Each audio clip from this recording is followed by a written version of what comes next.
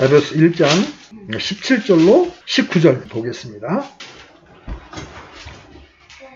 찾으셨으면 같이 읽겠습니다. 시작. 우리 주 예수 그리스도의 하나님 곧 영광의 아버지께서 지혜와 계시의 영을 너희에게 주사 그분을 알게 하시고 너희의 지각의 눈을 밝히사 그분의 부르심의 소망이 무엇이며 성도들 안에 있는 그분의 상속 유업의 영광이 얼마나 풍성하며 그분의 강력한 권능의 활동에 따라 믿는 우리에게 베푸신 바 그분의 지극히 큰 권능이 어떤 것인지 너희가 알게 하시기를 구하노라. 아멘. 우리가 계속 성령에 의한 삶을 살펴보고 있습니다. 지난주에 우리는 구원하시는 성령님에 대해서 살펴보았죠. 그래서 성령님께서 우리 안에 오셔서 내주하실 때에만 예수님을 주라고 고백할 수가 있어요. 그래서 아무도 성령으로 말미암지 않고는 예수를 주라 할 수 없어요. 또 성령을 받은 사람은 예수님을 저주받은 자라고 말할 수 없어요. 그때 당시에 이 십자가를 진다는 것은 이 저주 중에 가장 큰 저주를 받는 것이었습니다. 그래서 많은 사람들이 예수는 저주받아 죽었다 이렇게 말했습니다. 그렇지만 성령이 임한 사람들은 절대로 예수님을 저주받은 자라고 말할 수가 없어요. 그래서 지난주에는 우리가 구원하시는 성령님에 대해서 살펴보았어요. 오늘은 하나님과 하나님이 우리에게 베푸신 은혜를 알게 하시는 성령님, 이런 주제로 말씀을 살펴보려고 해요. 하나님을 아는 지식은 그야말로 지적인 요소도 있지만 그것보다 더 중요한 것은 하나님을 영적으로 아는 거예요. 하나님을 영적으로 아는 지식은 하나님과의 친밀한 교제를 통해서 하나님의 성품과 그분의 의중, 또 그 시대를 향한 하나님의 목적과 하나님의 길을 개인적으로 아는 것을 말합니다. 그런데 이것은 성령의 조명으로만 가능해요. 이에 대한 좋은 예가 우리가 읽은 본문 말씀입니다. 에베소 1장 17절로 19절에 보면 사도 바울이 에베소 교회를 위해서 기도하는 내용이 나옵니다. 그 당시 에베소 애곽에는 고대 7대 불가사의 중 하나라고 손꼽히는 아테네 신전이 있었습니다. 여러분, 아테네 신전이 세계 7대 불가사의 가운데 하나예요. 사도행전 19장에서 데메드리오를 주축으로 하는 이 아테네 신을 섬기는 자들이 격렬하게 시위하면서 바울이 이제 설교한 것을 듣고서 온 아시아와 세상이 숭배하는 위대한 여신 다이아나의 신전도 멸시를 당하고 그녀의 위엄도 훼손당하게 되었도다. 이렇게 분노하는 것을 볼 수가 있어요. 그렇게 우상숭배가 만연한 도시가 바로 에베소 교회였고 바울은 그러한 도시에 살고 있는 이제 예수님을 믿은 지 얼마 안 되는 영적인 어린아이와 같은 성도들에게 편지하면서 이제 그들이 하나님을 알게 되기를 원한다. 그리고 하나님 우리에게 주신 것들이 무엇인지를 알게 되기를 원한다고 기도하고 있는 거예요. 여러분 1장 17절 다시 주목해 보십시오. 우리 주 예수 그리스도의 하나님 곧 영광의 아버지께서 지혜와 계시의 영을 너희에게 주사 그분을 알게 하시고, 바울의 첫 번째 기도는 그분을 알게 하시기를 원한다는 거예요. 나 예수 그리스도 아는데요? 근데 문제는 얼마만큼 아는가? 지적으로 아는가? 성령의 조명을 통해 아는가? 이 아는 것은 성경에서 가장 중요한 주제입니다. 그래서 요한복음 17장 3절에서도 영생은 이것이니 곧 그들이 유일하신 참 하나님인 아버지와 아버지께서 보내신 자 예수 그리스도를 아는 것이니라. 바울은 또 빌립보서 3장 8절에서 참으로 확실히 모든 것을 손실로 여김은 그리스도 예수 내 주를 아는 지식이 매우 뛰어나기 때문이라. 성경은 그리스도가 누구인지를 증언한 책입니다. 그렇죠? 성령은 예수 그리스도를 증언하고 그분을 알게 해주시는 분이에요. 그리스도를 알고 그분을 아는 지식이 자라나는 것이 영적인 성장이요 성숙입니다. 이것은 성경의 명령이에요. 여러분 베드로후서 3장 18절 한번 열어보시죠. 베드로후서 3장 18절. 베드로가 신자들에게 어떤 명령을 주는지 보십시오. 같이 읽겠습니다. 시작. 오직 은혜 안에서 자라고 우리 주 곧 구원자 예수 그리스도를 아는 것에서 자라라. 명령이죠. 신자들이 순종해야 될 명령 가운데 가장 중요한 명령입니다. 예수 그리스도를 아는 것에서 자라라. 아멘. 그런데 그분을 알려면 지혜와 계시의 영, 바로 성령님의 조명이 절대적으로 필요한 거예요. 본문 잘 보십시오. 하나님께서 지혜와 계시의 영을 주시는 목적이 뭐예요? 바로 예수 그리스도를 알게 하기 위해서요. 남의 앞날을 예언하고 남의 과거지사나 사생활을 엿보는 것은 잘 보겠습니다. 점치는 영에 사로잡힌 것이 결코 지혜와 계시의 영이 아닙니다. 주님께서 지혜와 계시의 영을 주시는 것은 예수 그리스도를 알고 증언하는 데 있습니다. 오늘날 약간 빗나간 성령파 내지는 이 신비주의자들이 자꾸 뭘 점칩니다. 앞날을 점치고 이 사업을 했으면 좋겠다, 안 했으면 좋겠다. 그 길로 가면 성공할 것이다. 지혜와 계시의 영은 그런 걸 알려주는 영이 아닙니다. 누굴 알게 하는 거예요? 예수 그리스도가 어떤 분인지를 더 깊게 알게 해주는 거예요. 하나님께서 성도들에게 지혜와 계시의 영을 주시는 것은 그분을 알게 하시고의 초점이 맞춰져 있는 거예요. 오늘날 교회에서 흔히 계시를 받았다고 하면서 예수 그리스도와 전혀 상관없는 어떤 것을 듣고 보고 말하는 이들이 자랑처럼 간증하는 경우가 매우 많습니다. 하나님은 베드로에게 뭘 계시해 주셨습니까? 주는 그 그리스도시요 살아계신 하나님의 아들이시니이다. 그게 바로 베드로가 받은 계시였어요. 또 하나님께서 바울에게 계시해 준 것이 무엇입니까? 자신의 아들을 내 안에 계시하사 내가 그분을 이교도들 가운데 선포하는 것을 기뻐하실 때에 내가 즉시 혈육과 의논하지 아니하였고, 바울에게 계시는 게 바로 그리스도잖아요. 하나님께서 성령을 통해 성도들에게 계시하는 은밀한 것들, 깊은 것들은 모두 다 예수 그리스도에 관한 거예요. 복음의 신비, 교회의 신비 등 다 예수 그리스도에 관한 어떤 거예요. 하나님은 사무엘에게 말씀으로 자신을 계시하셨죠?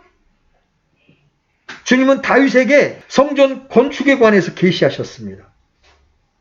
주님은 대언자들을 통해 주님께서 행하실 일들을 계시해 주셨습니다. 우리는 성경이란 계시의 책을 가지고 있고 성령께서는 이 책의 말씀들을 우리 속에 알려주시고 깨닫게 해주시는 분이에요. 성경 말씀을 통해 그분을 알게 해주시는 것이 바로 지혜와 계시의 영입니다. 지혜는 무언가를 깊이 이해하는 것을 뜻합니다. 계시라는 것은 무언가 닫혀져 있는 것, 감춰져 있는 것을 열어서 보여주는 거예요. 여러분 연극을 할 때 보면 이 막을 닫아 놓잖아요. 그죠?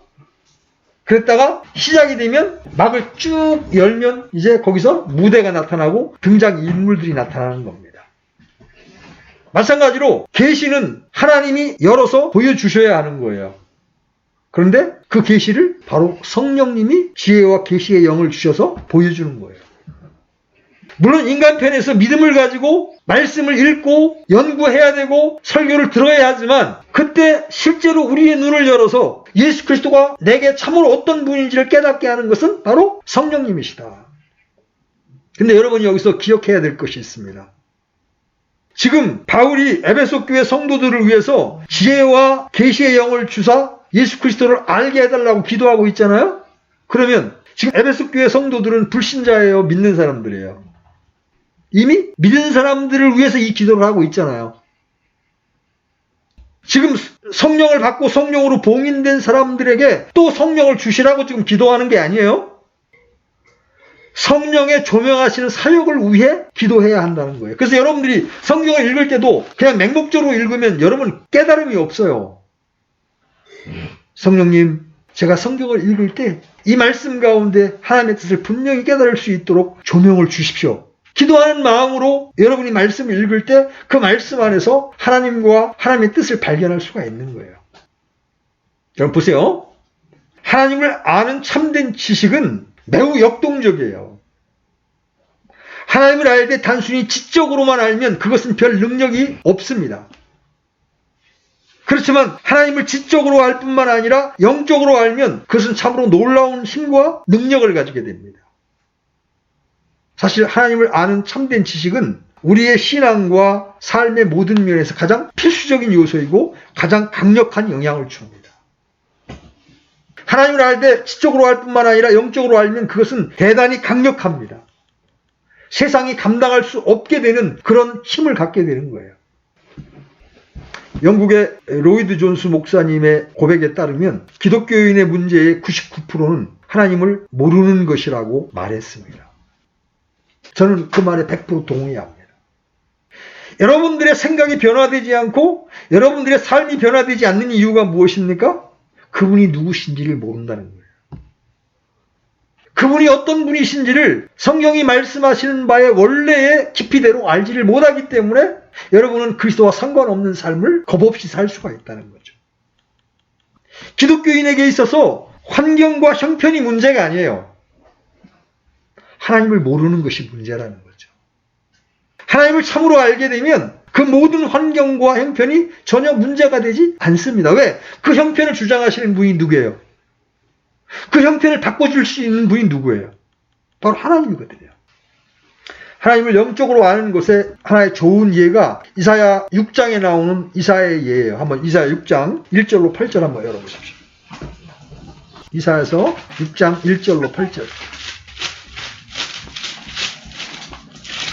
자, 찾으셨으면 같이 읽겠습니다. 시작.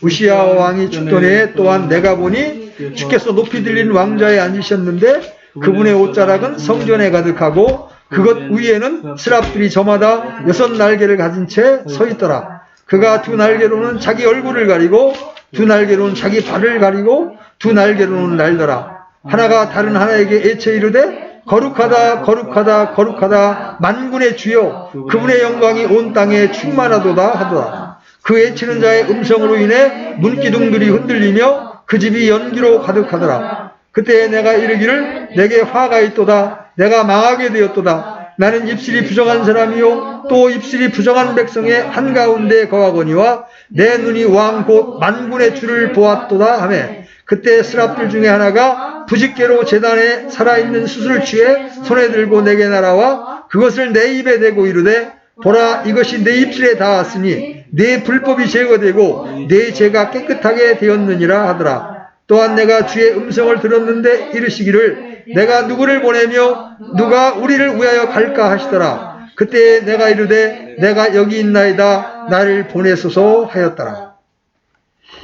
대언자 이사야는 어느 날 희생 헌물을 드리러 성전에 들어갔다가 보좌에 앉으신 거룩하신 하나님의 영광을 보게 되었습니다. 이 말은 이사야가 그날 하나님은 보좌에 앉으셔서 온 우주를 통치하시는 주권자 하나님이시고 모든 피조물과는 근본적으로 구별된 거룩하신 하나님이라는 성경적 진리를 배우게 되었다는 그런 말이 아니에요. 이 말은 그의 지각의 눈이 열려서 그가 하나님의 영광을 보게 되었다는 말이에요. 다시 말해서 이사야는 그날 거룩한 주권자 하나님을 영적으로 알게 되었다는 말이에요. 그 거룩한 하나님을 알았을 때 그가 탄식하면서 화로다 나로 망하게 되었다 이렇게 외칩니다. 그 하나님의 영광의 빛 앞에 머물면서 자신에게 비춰진 죄가 입술이 부정한 죄밖에 없었던 것을 보면 그는 매우 거룩한 삶을 살고 있었던 것이 분명합니다. 그럼에도 불구하고 그가 하나님의 영광의 빛 앞에 나아갔을 때 그에게 자신의 죄가 보였습니다. 반대로 바리새인들은 예수님께서 서기관들과 바리새인들 위선자들아 너희에게 화가 있을지어다라고 7번씩이나 애치실 만큼 그들의 영적인 상태가 심각했음에도 불구하고 자신들의 죄를 전혀 깨닫지를 못했습니다. 사실 진정한 회개도 우리가 하나님을 참되게 아는 만큼 가능해요. 그렇게 애통하면서 탄식하는 이사야에게 하나님은 스랍 중 하나를 보내어 제단에서 타고 있는 숯을 가져다가 이사야의 입술에 대며 그의 죄가 사해졌다고 선포하셨습니다. 그리고 곧바로 이사야는 내가 누구를 보내며 누가 우리를 위하여 갈꼬 라고 외치시는 하나님의 음성을 듣습니다. 저는 이 하나님의 음성이 단순히 하나님께서 일꾼을 찾고 계시다는 사실을 이사야에게 알려주는 그 이상이었다고 생각합니다. 이어지는 구절들에서 볼 수 있듯이 그 음성 속에는 하나님과 바알을 섬기는 이스라엘을 바라보시는 하나님의 탄식, 하나님을 위해 하나님의 마음을 가지고 그 백성에게 갈 자를 찾으시는 하나님의 마음이 담겨져 있어요. 그리고 이어지는 구절에서 하나님은 이사야에게 그 시대를 향한 하나님의 계획과 의도를 알려주셨습니다. 이사야는 하나님의 마음과 목적을 알기에 이제 제가 가겠나이다 이렇게 하나님께 고백합니다. 반면에 바리새인들은 누구보다 성경 지식이 뛰어났고 대체로 그들의 성경적인 지식이 교리적으로 옳았음에도 불구하고 그들은 이사야처럼 하나님의 영광을 전혀 보지를 못했습니다. 또한 그들은 그 시대를 향한 하나님의 계획과 뜻과 의중과 마음을 전혀 알지 못했습니다. 하나님을 아는 것은 다른 말로 표현하면 하나님과의 친밀한 교제를 의미합니다. 구약성경에서 하나님과의 친밀한 교제를 의미하기 위해 사용된 히브리어 단어 중 하나가 소드라는 단어예요. 이 소드라는 단어는 원래 비밀 회담이라는 의미를 갖습니다. 이 단어가 구약성경에서 3번 나오는데 이 단어가 성경에서 말하는 하나님을 안다는 말의 의미가 무엇인지를 좀 더 잘 이해할 수 있게 해줍니다. 여러분 시편 25편 14편 한번 열어보십시오. 시편 25편 14절.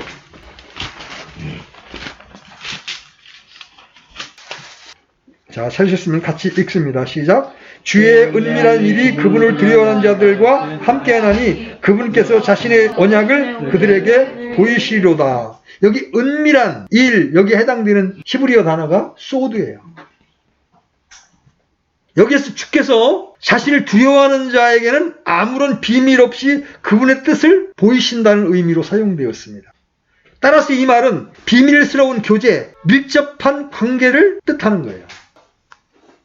여기서 보이시리로다에 해당되는 단어는 단순히 봐서 지식적으로 안다는 의미가 아니라 경험적으로 아는 것, 체험적인 지식을 의미합니다. 따라서 이 구절은 저들이 하나님의 언약의 비밀을 더욱 깊고 풍부하게 체험하고 알게 될 것이라는 의미예요. 누가? 하나님을 두려워하는 자들. 자, 아모스서 3장 7절도 한번 열어보십시오. 아모스서 3장 7절.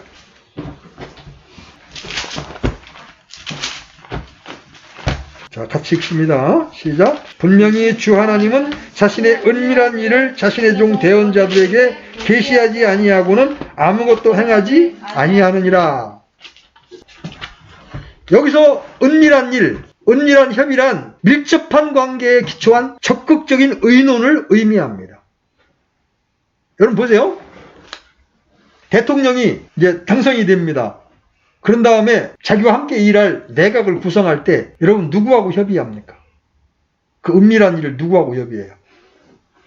자기와 친밀한 사람들, 자기의 뜻을 알고 자기를 따르는 사람들과 은밀하게 협의할 거 아닙니까? 그렇죠? 동일한 거예요. 하나님이 당신의 뜻을, 그 은밀한 뜻을 누구에게 알려주기를 원합니까? 하나님과 친한 사람. 하나님을 두려워하고 하나님의 말씀에 떨 줄 아는 그런 사람들에게 하나님의 계획을 알려주신다는 말이죠. 대언자들은 하나님과 이런 관계에 있었으므로 하나님의 말씀을 받아서 백성들에게 전달할 수가 있었던 거예요.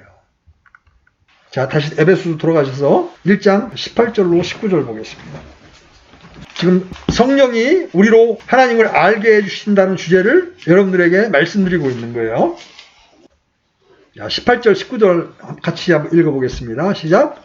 너희의 지각의 눈을 밝히사 그분의 부르심의 소망이 무엇이며 성도들 안에 있는 그분의 상속 유업의 영광이 얼마나 풍성하며 그분의 강력한 권능의 활동에 따라 믿는 우리에게 베푸신 바 그분의 지극히 큰 권능이 어떤 것인지 너희가 알게 하시기를 고하노라.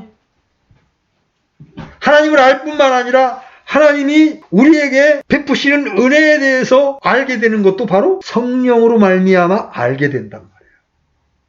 하나님을 아는 것, 그리고 그들의 지각의 눈이 밝아져서 하나님께서 그들에게 주신 그 놀라운 은혜들을 알게 된다는 것은 의심할 나위 없이 영적으로 아는 것을 말하잖아요. 여기에는 지혜와 계시의 영이 주어져야 하는 거예요. 그래서 우리의 지각의 눈, 내적인 눈이 열려야 하는데 그거 누가 열어줘? 내가 막 열심을 내면 열려요? 아니에요. 겸비한 마음으로 하나님의 진리를 사모하게 될 때 성령님께서 내 눈을 열어주시는 거예요. 사도는 이제 그의 독자들이 성령의 조명을 받아서 지식과 경험으로 알았으면 하는 3가지 위대한 진리를 하나님에 이어서 선포합니다. 성도들이 지혜와 계시의 영을 받고 지각이 열려서 알아야 할 중요한 3가지가 뭐예요? 오늘 우리가 읽은 지금 18절 19절에. 첫째, 하나님의 부르심의 소망이에요. 두 번째는 성도들이 받게 될 상속 유업의 영광이에요. 세 번째, 신자들이 알게 되기를 바라는 게 뭐냐면 하나님의 권능이에요. 여러분, 이 세 가지만 정확히 알게 되면요, 여러분이 하나님을 섬기는 태도, 여러분이 교회를 대하는 태도, 여러분이 예배를 대하는 태도가 180도가 달라질 수 있습니다. 하나님의 부르심의 소망. 하나님이 여러분을 왜 불렀어요? 왜 불렀느냐 그러니까 송창식의 왜 불러 노래만 생각나면 안 돼. 하나님이 여러분을 왜 불렀는가? 우리가 거룩하신 하나님의 부르심을 받아서 이 자리에 있게 된 거예요. 여러분 스스로 여러분 발로 교회 나왔다고 생각하지 마세요. 하나님이 여러분을 부르셨습니다. 그런데 그 부르심을 받은 우리가 부르심의 소망도 모르고 간다면 우스운 거잖아요. 이제 문제는 하나님이 무엇을 위해 우리를 부르셨는가예요.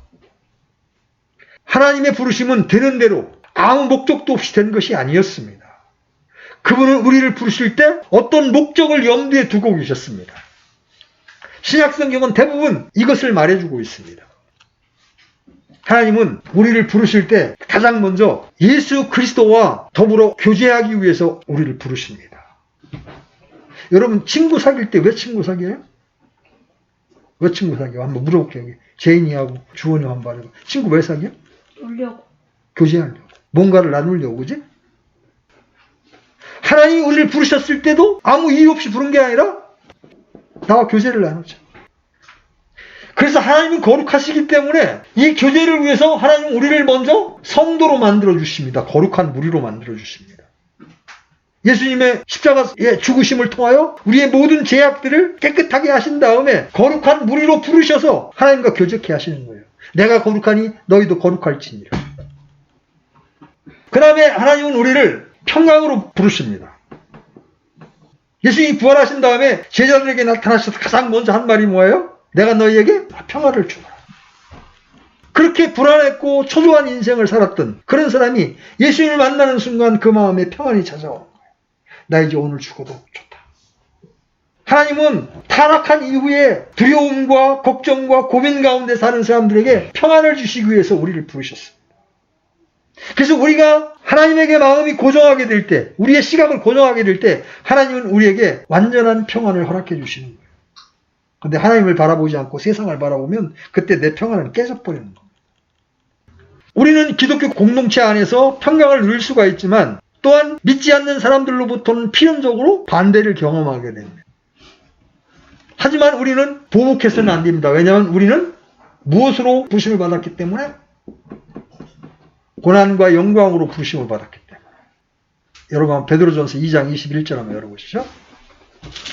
베드로전서 2장 21절. 같이 한번 읽어봐요. 시작. 참으로 너희가 심지어 그 일을 위해 부르심을 받았나니 그리스도께서도 우리를 위해 고난을 당하심으로 우리에게 본을 남기사 너희가 자신의 발자취를 따라오게 하셨느니라. 우리가 그 일을 위해 부르심을 받았다고 하면서 그 일을 지금 예수님의 고난의 본을 따라가는, 발자취를 따라가는 것을 제시하고 있어요. 우리는 자꾸 이 세상에서 사람들에게 칭찬을 받고 사람들에게 영광을 받는 것을 좋아하지만 하나님이 우리를 부르실 때는 고난으로 예수님이 걸은 십자가의 길을 걸으라고 우리를 부르셨다는 거예요. 그리고 그 고난 너머에는 영광이 있다는 사실을 보여주고 계십니다. 하나님은 또한 우리를 자기 나라와 영광에 이르도록 혹은 그리스도 안에서 자기의 영원한 영광에 이르도록 부르셨습니다. 그래서 그리스도인들은 그 표대를 향해서 경주를 하는 거예요. 하나님께서 우리를 부르셨을 때 하나님은 이 모든 것을 염두에 두신 거예요. 하나님은 우리를 거룩함으로 부르셨어요. 그리고 자유와 평강으로 부르셨습니다. 그리고 고난과 영광으로 부르셨습니다. 여러분, 기독교가 들어간 나라들마다 그 나라의 자유와 평등이 여러분 진작된 거 여러분 아십니까? 여러분 자유와 평등이라는 개념이 어디서 왔어요? 중국이나 이런 아시아 대륙에서 왔습니까? 아니에요. 기독교가 들어간 유럽 국가들로부터 자유와 평등이라는 개념이 생겨나기 시작했습니다. 바울이 말하죠. 주께서 우리를 자유케 하려고 자유를 주셨다. 평등도 마찬가지죠. 그리스도 안에서는 남자와 여자가 차별이 없느니라. 이것이 그분이 우리를 부르신 이유예요. 바울은 우리의 눈이 열려서 그것을 알게 해달라고 기도합니다. 여러분, 이스라엘이 출애굽해서 광야에서 헤맨 이유가 뭐예요? 그들이 가나안 땅의 풍성함을 보지 못하고 약속의 땅으로 인도해 들이시는 하나님에 대한 믿음과 소망이 너무나 부족했기 때문이에요. 그렇죠? 우리도 늘 이스라엘처럼 광야에서 하나님의 약속을 충분히 보지 못하고 믿지 못하기 때문에 헤매고 사는 거예요. 여러분, 그래서 가장 먼저 여러분의 지각이 열려서 여러분은 이 사실을 보아야 합니다. 그 거룩하신 하나님이 왜 나를 부르셨는가? 아들의 형상과 동일한 모습으로 우리를 만드실 그러한 계획으로 우리를 부르셨다. 그러면서 하나님과 친밀한 교제를 나누고 하나님의 뜻을 행하면서 이 땅에서 하나님을 드러내도록, 그러면서 그 척박한 세상에서 평안을 누리고 고난 가운데에서 기뻐하며 장차 내게 임할 영광을 바라보면서 고난을 인내로 참는 그런 사람들로 우리를 부르셨다는 거예요. 이거는 대통령이 당신 장관 한 자리 하지, 이런 부르심과는 비교할 수 없는 영광스러운 부르심이라는 거예요. 두 번째, 지혜와 계시의 영이 임해서 우리가 알게 되기를 바라는 거는 상속 유업의 영광입니다. 여러분, 재벌 아들들이요, 아버지의 유업을 차지하려고 얼마나 노력하고 힘쓰는지 아십니까? 치열한 전쟁이 일어나잖아요. 아들들끼리도. 남매간에도 삼성전자를 누가 지배할 것인가 가지고 남매간에도 상당히 치열한 그 다툼이 있었습니다. 현대자동차를 누가 차지할 것이냐를 가지고 아들들끼리도 치열하게 경쟁했습니다. 왜 그래요? 그 유업이 너무나 크니까, 너무나 소중하니까. 근데 하나님이 우리에게 주실 유업은 삼성전자나 현대자동차에 비교할 수가 없는 거야. 이 세상의 것들은 다 썩을 것들이에요. 그렇죠? 사라질 것들이에요. 그렇지만 하나님이 우리에게 주시려고 하는 상속 유업은 어떤 것들이에요? 썩지 않고 더럽지 않으며 사라지지 아니하고, 그것도 하늘에 마련된 거예요. 이 땅에 마련된 게 아니라 하늘에 마련된 거예요. 보세요. 하나님의 부르심이 신자로서 우리의 삶의 시작을 가리킨다면 상속 유업은 우리 신자의 삶의 끝에서 받게 될 영광이라고. 우리가 그리스도와 함께하는 상속자이기 때문에 언젠가 하나님의 은혜로 그분의 기업은 우리의 것이 될 거예요. 이게 어떤 것인지 정확하게 우리가 묘사하는 것은 불가능해요. 그럼에도 불구하고 몇 가지 측면은 신약성경에 계시되어 있어요. 그래서 우리가 그러한 것들을 굳게 붙잡는다 해도 잘못이 아니에요. 성경은 우리가 하나님과 그리스도를 눈으로 볼 것이고, 그분이 나타나시면 우리가 육체적으로 뿐만 아니라 성품 면에서도 우리가 그분과 같게 될 것이기 때문에 우리가 서로 완전한 교제를 누릴 것이라고 말합니다. 상속 유업 가운데 가장 먼저는 여러분이 썩지 않는 영광스러운 몸을 입게 됩니다. 여러분의 지금 그 나약한 몸, 천한 몸, 연약한 몸이 심겨져서 예수님 오실 때 강하고 존귀한 몸으로 여러분 일어나게 될 거란 말이에요. 썩지 않는 몸을 입게 될 거란 말이에요. 이게 여러분에게 하나님이 예비하신 상속 유업이에요. 그 다음에 여러분은 새 예루살렘이라고 하는 여러분의 거처가 생명수 강이 흐르고 바닥이 금으로 포장되어 있는 새 예루살렘이 여러분이 살 처소로 유업이 마련되어 있습니다. 이 땅에서 어떤 맨션에 사느냐가 중요하지 않아요. 여러분이 하늘에 예비된 여러분의 처소를 계시의 영을 통해 정확하게 보게 되면 이 땅에 여러분 부러울 게 없어요. 난 이미 맨션에 당첨된 사람이거든. 하늘의 맨션에 당첨되어 있는 사람이거든. 그뿐입니까? 여러분이 이 땅에서 주님을 신실하게 섬기고 여러분이 고난을 이겨내게 되면 나중에 이 땅에서 여러분이 통치자가 돼. 여러분들 나이 정도 되면, 아직 어린 학생들은 아직 그런 소망이 있지만 우리 나이 정도 되면 여러분 구의원 한번 해보고 이 땅을 떠나겠어요? 우리 구의원 우습게 알잖아요. 근데 여러분, 우리가 구의원 한번 해보고 이 세상 끝나겠느냐고.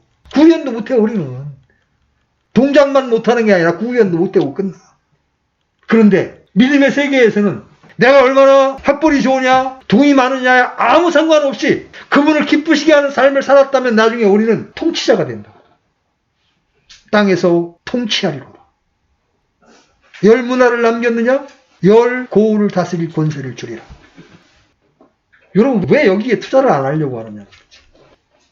통치자가 될 수 있는 상속 유업이 우리를 기다리고 있다. 그 바울은 에베소 성도들이 이걸 알기를 원한다고 지금 하나님께 기도하는 거예요. 왜? 이걸 알게 되면 삶이 바뀔 거 아니에요. 이 땅에서 잘 되려고 지금 막 구의원 한번 해보겠다고 아침부터 밤잠 안 자고 새벽까지 그냥 명함 돌리고 욕먹어 하면서 그러고 있잖아요. 이 세상에 썩어질 영광을 위해서도 그들은 그렇게 하고 있는데, 여러분, 썩지 않을 영원한 영광을 주시겠다고 하는데 그 주님의 말씀에 순종하고 그분을 기쁘시게 하는 삶이 그렇게 힘드냐고. 무슨 배짱으로 안 하는 거예요. 믿음만 있으면 되는데, 순종만 하면 되는데.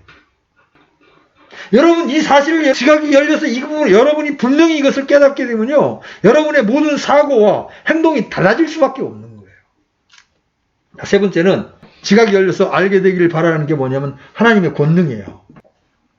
이 하나님의 권능은 이게 시작과 끝이라면 우리 삶의 여정 가운데 필요하잖아요. 그죠? 하나님의 권능은 삶의 이 중간에 필요한 거예요. 사도는 그래서 여기에 집중합니다. 이 권능만이 우리를 하나님의 영광의 풍성함으로 인도해 줄 수가 있기 때문에 그래요.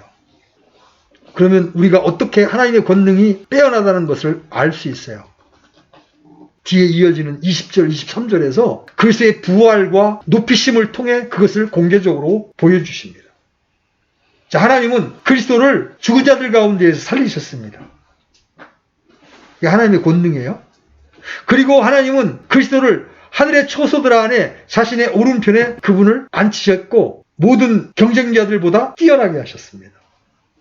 그리고 하나님은 그분을 모든 것 위에 교회의 머리로 삼으셨습니다. 여러분 보세요. 이 세상에 어떤 존재가 죽은 자를 살릴 수 있습니까? 없어요. 오직 하나님의 권능만이 죽은 자를 살릴 수 있어요. 그건 육체적인 죽음뿐만 아니라 영적으로 죽어있는 자를 살리는 것도 하나님의 권능이 임할 때에만 가능한 거예요. 여러분이 하나님을 알게 되었습니까? 여러분이 하나님의 진리를 믿게 되었습니까? 그 이유가 뭐예요? 하나님의 권능이 여러분에게 임해서 여러분이 살아났기 때문에 가능한 거예요. 그런데 하나님은 그 예수 그리스도를 그냥 부활시킨 것만이 아니라 몸을 입은 채로 하늘로 끌어올리셨죠. 그리고 하나님 보좌 우편에 앉히시고 모든 권세를 그분에게 주셨습니다. 이제 여기에 더하여 바울은 그 예수님을 교회의 머리로 주셨다는 표현을 쓰고 있어요. 굉장히 중요한 말이에요. 그분은 머리시고 우리는 몸입니다. 그죠? 그분의 지체가 되는 거예요. 그분이 이런 권능을 갖고 계신 분이라면 우리가 그분께 밀접하게 연합되어 있다면 그분의 권능은 곧 누구의 권능이 되는 거예요? 나의 권능이 되는 거예요. 바울은 에베소 신자들이 이걸 알게 되기를 원하는 거예요. 여러분 잘 생각해 보세요. 여러분 이 세상을 살면서 진짜 작은 일 하나에도 상처를 받고 좌절하고 낙망하며 살아갑니다. 죄인인 우리가 피할 수 없는 거예요. 질병 가운데 살아야 하고요. 고난 가운데 살아야 합니다. 그런데 그런 우리의 머리가 바로 예수 그리스도예요. 그러면 그분의 권능이 우리 안에 역사하기 시작하면, 그분의 그 강력한 힘이 우리 안에 역사하기 시작하면 우리는 그러한 연약함들을 이길 수 있게 된다는 거죠. 원래 하나님께서 인간을 창조하실 때는 지금 이렇게 연약한 모습으로 창조하지 않았어요. 여러분 한번 시편 8편 6절로 8절 한번 열어보십시오. 시편 8편 6절로 8절. 자, 찾으셨으면 같이 한번 읽어보겠습니다. 시작. 주께서 그로 하여금 주의 손으로 지으신 것들을 지배하게 하시고 모든 것을 그의 발 아래에 두셨사오니 참으로 모든 양과 소와 들의 짐승들이며 공중의 날짐승과 바다의 물고기와 바다의 행로들을 지나가는 모든 것이니이다. 하나님이 첫사람 아담을 창조했을 때 주의 손으로 지은 모든 것들을 지배하게 하셨습니다. 모든 것을 그 발 아래 두셨어요. 그래서 들짐승이든 공중의 날짐승이든 바다의 물고기와 바다들의 행로를 지나가는 모든 것들을 다 사람이 지배하게 하셨습니다. 그런데 그 인간이 타락을 합니다.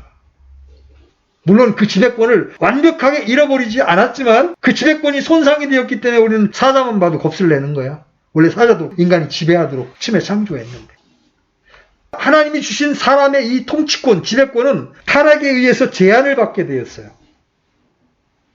그래서 하나님은 사람으로 하여금 누리게 하신 온전한 지배권을 이제 인간의 모양으로 오신 그리스도께 부여하게 됩니다. 그래서 예수님은 이제 모든 것들을 지배하는 만유의 주제가 되신 거예요. 죽으심과 부활을 통해 아버지께 순종하는 그 순종을 통해 이제 모든 것을 발등상으로 삼는 그런 존재가 되셨어요. 그분의 통치가 우주를 지배한다면 내가 그분 안에 있고 그분이 나의 머리가 되시고 내가 그분께 온전히 의탁되어 있다면 우리는 이 세상을 이길 수 있는 위치에 서게 되는 거예요. 왜? 우리는 그분의 몸이기 때문에. 여러분, 이 사실이 성령의 조명을 통해서 분명히 알게 되면 여러분 세상의 위협, 세상이 주는 어려움, 여러분 안에 있는 믿음으로, 여러분 안에 있는 하나님의 권능으로 넉넉히 이길 수 있게 되는 거예요. 그래서 바울은 세상에 핍박을 당하고 있는 에베소 성도들에게 이 하나님의 권능을 알게 되기를 원한다고 기도하고 있는 거예요. 교회는 그분의 몸인데 교회는 또한 그 강력한 권능을 가지신 분의 충만함입니다. 그래서 영적 전쟁에서 승리하는 비결도 결국 하나님을 아는 참된 지식에 있는 거예요. 그 당시 에베소 근처 도시에 살았던 성도들이 하나님의 그 위대하신 권능과 영광을 알았더라면, 성령의 조명을 통해 실제로 알았더라면, 그리고 그들의 지각의 눈이 밝아져서 그들에게 주신 하나님의 은혜가 얼마나 큰가를 그들이 실제로 알았더라면 그들이 처해 있던 그 어두웠던 환경이나 상황도 그들에게 전혀 문제가 되지 않았을 거라는 거죠. 오늘날도 동일하죠. 우리에게 많은 어려움들이 우리 주변을 둘러싸고 있지만 우리의 머리 되시는 그리스도의 권능이 어떠한 것을 우리가 알게 되면 우리는 넉넉하게 이기면서 평강 가운데 지낼 수 있는 거예요. 나는 오늘 이 바울의 기도가 우리 각 지체들에게 임하게 되기를 바랍니다. 지혜와 계시의 영이 주어져서 하나님이 어떤 분인지를 영적으로 더 깊이 알게 되고 우리의 지각의 눈이 열려서 하나님이 우리를 왜 부르셨는지를 알게 되고 우리를 위해 예비해 놓으신 상속 유업의 영광이 어떤 것인지를 알게 되고 그분의 권능이 어떤 것인지를 알게 된다면 우리는 현 세계를 살면서도 하나님과의 친밀한 교제 가운데 하나님과 비밀스러운 교제를 하면서 이 세상을 넉넉히 승리하면서 살아갈 수 있는 자가 될 수 있다는 것이죠. 얼마나 멋있는 신앙입니까? 바울의 기도가 오늘 우리에게도 임해서 우리가 이러한 축복들을 누리면서 살 수 있게 되기를 간절히 바라는 겁니다. 아멘? 기도합시다. 하나님 아버지, 오늘 하나님과 하나님 우리에게 베푸신 것들을 알게 하시는 성령님에 대하여 살펴볼 수 있는 시간을 주신 것 감사합니다. 우리가 성경을 읽지만 우리가 교회로 모이지만 하나님을 너무나 모릅니다. 우리가 수박 겉을 핥고 수박 맛을 봤다고 할 수 없듯이 하나님에 관한 지식을 아는 것으로 참답게 하나님을 안다고 말할 수 없음을 고백합니다. 오 하나님, 우리에게 지혜와 계시의 영을 허락하사 성경에 기록된 대로의 하나님을 정확히 알 수 있도록 저희들에게 은혜를 베풀어 주시기를 원합니다. 그리고 우리의 지각의 눈이 열려서 하나님의 부르심의 소망이 무엇인지 알게 되기를 원하고 우리를 위하여 예비하신 상속 유업의 그 풍성함이 어떤 것인지를 우리가 알게 되기를 원합니다. 더하여 이 어려운 세상을 살면서 하나님의 권능이 어떤 것인지를 알아서 그 권능으로 세상을 이기며 살 수 있게 되기를 간절히 원합니다. 오 주님, 우리의 지각을 열어주셔서 이러한 것들을 알게 해주시고 그 사실을 알게 되므로 우리가 승리하는 그리스도인이 될 수 있도록 우리를 이끌어 주시기를 원합니다. 그때 우리가 이 땅을 살면서 아름다운 영광스러운 신자의 모습을 갖게 될 것을 믿습니다. 주님의 은혜를 간절히 사모하오니 우리 모든 지체들이 이러한 일들을 위하여 믿음으로 추구할 때 주님 우리를 만나주시고 접촉해 주셔서 이러한 것들을 깨달을 수 있도록 은혜를 베풀어 주시기를 원합니다. 우리를 이런 놀라운 부르심으로 부르신 주님 앞에 감사를